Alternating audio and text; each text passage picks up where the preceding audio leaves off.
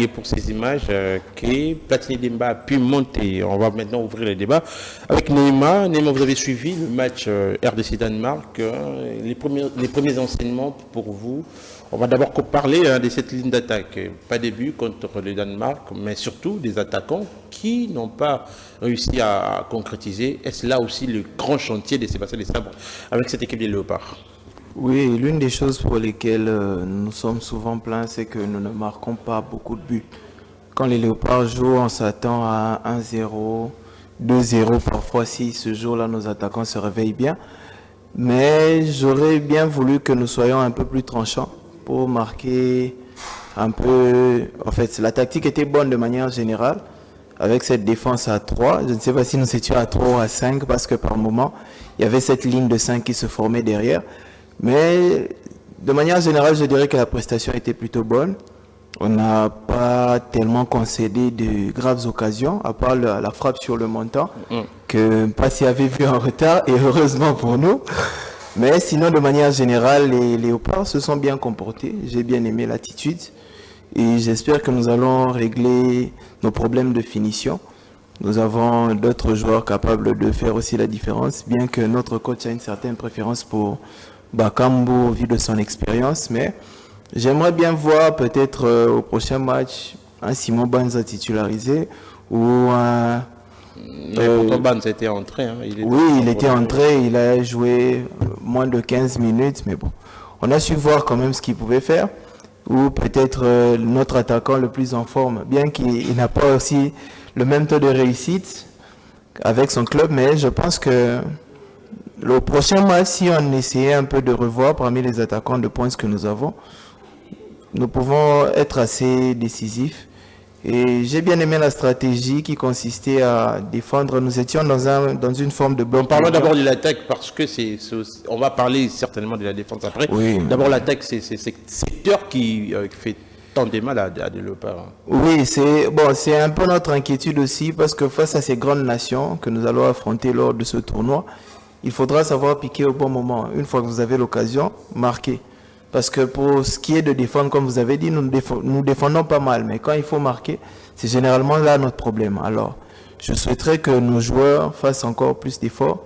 Nous savons qu'ils le font déjà, mais qu'ils fassent encore plus d'efforts. D'être décisifs dans les moments importants. Et c'est parfois la clé de certains matchs. Vous pouvez subir pendant toute la rencontre, mais avoir une seule occasion, la concrétiser pour y gagner le match.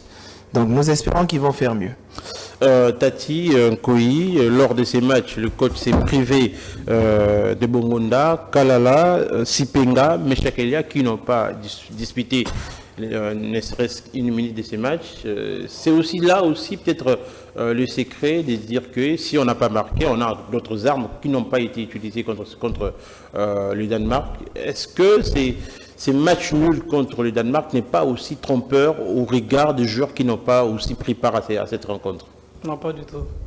Pas du tout. Il faut bien rappeler que Danemark, c'est 20e au classement FIFA. Et faire face à Danemark, c'est, à mon avis, un exploit énorme. Malgré l'équipe qui n'a pas marqué, ça reste un exploit.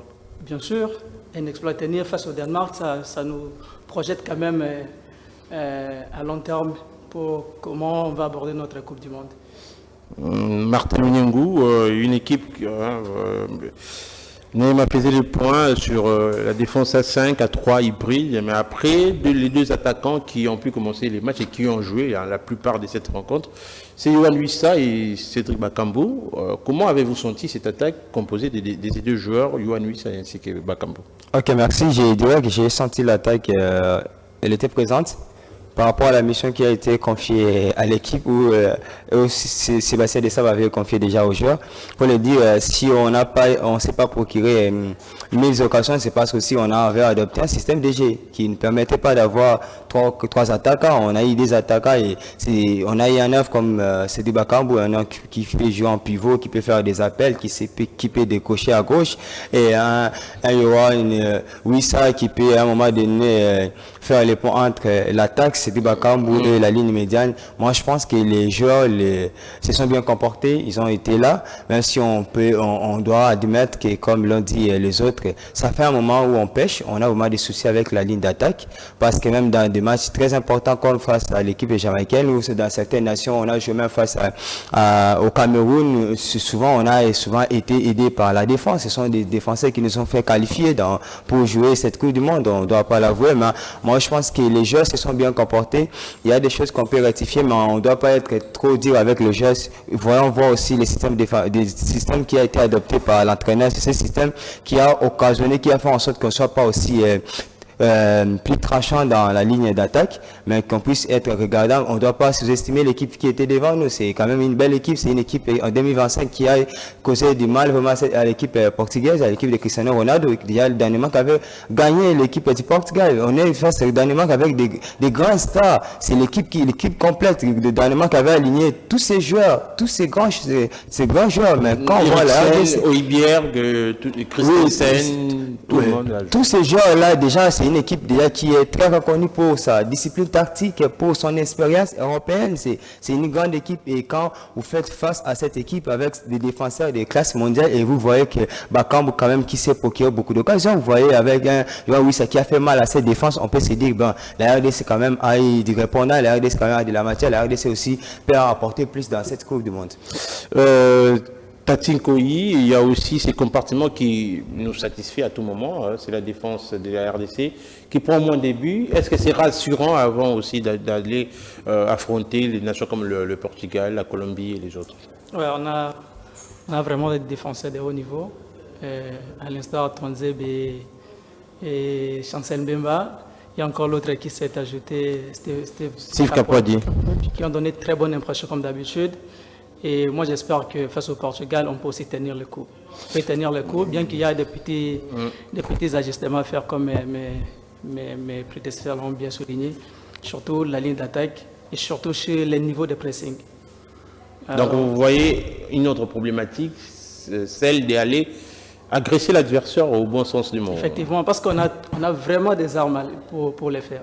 On a des très bons milieux de terrain qui jouent dans des championnats très compétitifs, à l'instar notre Mukaou, qui joue en France, et son jumeau Noah Sadiki. Donc on doit être un tout petit peu trop agressif, et surtout ne pas à tout moment exposer la défense, parce qu'à chaque fois qu'on recule par derrière, on expose la défense, et facilement, surtout contre l'équipe comme le Portugal, on peut facilement encaisser. Donc on peut aller avec le même état d'esprit, et surtout revoir l'agressivité, surtout aussi notre tactique. Neymar, on a vu aussi ces milieux de terrain composés de pratiquement 3 gauchers, Mukaou, Mutusami, ainsi que Edo Kayembe. Comment avez-vous jugé cette ligne médiane, surtout avec l'entrée des autres joueurs comme Piquel, qui a pu apporter du Piquel, comme on le sait toujours, sanguin, toujours provocateur. Il y a eu aussi l'entrée de Noah Sadiki. Avec ces milieux de terrain, voyez-vous la RDC peut-être aller loin au regard de tout ce qu'ils ont présenté contre l'équipe danoise? Je pense que le milieu de terrain a été très bon parce qu'ils ont été dans la discipline de ce que leur avait demandé le coach. Ils étaient là pour agresser. C'est cette compacité, si je dois le dire comme ça, au milieu du terrain qui a fait que les Danois étaient obligés parfois de passer par les ailes ou tenter de loin. Ça a fait en sorte que le milieu soit compact, qu'il y ait un certain bloc devant la défense avec ce double pivot-là. Et bon, on espère qu'à la prochaine, il y aura un peu plus de dynamisme. Mais j'ai bien aimé le match de Edo Kayembe qui était agressif, qui était là toujours pour essayer de récupérer le ballon. Et Mutusami, comme on le connaît, 6 devant la défense, bien que parfois il se cache dans certains matchs, mais j'ai quand même aimé sa prestation. Mukaou, qu'on a très peu vu sur certaines actions où on le jugeait important, peut-être que le coach l'avait assimilé à un autre rôle, mais de manière générale, j'ai bien aimé la prestation de ce milieu de terrain, et les entrants en jeu ont vraiment rapporté ce frais-là, ce coup de frais. L'entrée de Noah Sadiki et de Piquel qui était un peu dans la continuité de ce que faisait Edo, agresser l'adversaire, ne pas laisser à l'adversaire le temps de se reposer. J'ai beaucoup aimé, et nous espérons qu'à l'avenir, avec les autres profils aussi qui n'ont pas pu être alignés, nous allons faire de meilleures choses et nous créer plus d'occasions et surtout les concrétiser. Avant de parler vraiment d'un avenir lointain, les Léopards auront un match de fixation demain contre l'Aurora chilienne. Ce match qui va se dérouler à Orléans, ça sera sous le courant des 15h, heure de Kinshasa. Martel Onyengu, avec vous, comment voyez-vous ce prochain match de Léopards? Ça va être contre une équipe sud-américaine, sachant que dans notre groupe, on va affronter une autre équipe sud-américaine, ce qui sera la Colombie, et qu'on a déjà joué une équipe européenne à l'instar le Danemark. La RDC, avec quelle configuration Sébastien Desabre doit-il s'élancer pour aller affronter l'équipe chilienne? Ok, merci. Je pense déjà, bon, il va certainement faire rôder son équipe parce que là, il ne faut pas l'avouer, l'équipe qu'on a vue qui a été alignée face aux Danois, c'était une équipe, on s'est dit, ben, c'est un peu, s'il faut jouer face au Portugal, on doit quand même avoir un système de jeu parce qu'on sait que devant cette équipe du Portugal, on va souffrir. On va souffrir, on aura des médiateurs de qualité, on n'aura peut-être pas la capacité de répondre par rapport au jeu des passes, mais lorsqu'on a des médiateurs box-to-box comme Mouka ou Toussami qui sont là, qui sait que bon, il n'aura pas les ballons à tout moment, mais il peut quand même être là, souffrir, ça sera quand même une bonne chose. Mais je pense que face à l'équipe chilienne, moi je m'attends à un jeu qui sera tellement ouvert, je m'attends à voir pourquoi pas Théo Bongonda être titularisé, avoir Chipenga qui va peut-être certainement aussi entrer en jeu, parce qu'on s'entend que parce que le Chili c'est un peu comme qui joue un peu comme la Colombie, qui aime le jeu, qui aime attaquer, qui n'aime pas défendre, qui aime s'ouvrir. Je pense déjà qu'avec avec cette équipe, on s'entend à une nouvelle équipe, une nouvelle configuration. Et moi, j'aimerais aussi en tout cas voir de nouveaux visages, pourquoi pas aussi essayer d'autres joueurs qui sont là. Et ça sera quand même une bonne chose. C'est avec ces mots de Martel Onyengu qu'on va mettre fin à ces premiers sujets pour ouvrir les deuxièmes sujets concernant les futurs adversaires des Léopards lors de cette phase des poules. Il s'agit bien sûr du Portugal, de la Colombie et de l'Ouzbékistan. Ces trois nations ont été en amical récemment. On va donner les scores comme ça. Le Portugal a battu les Chili qu'on va rencontrer demain 2-1. La Colombie a gagné ses deux matchs amicaux contre la Jordanie et contre le Costa Rica avec 2-0.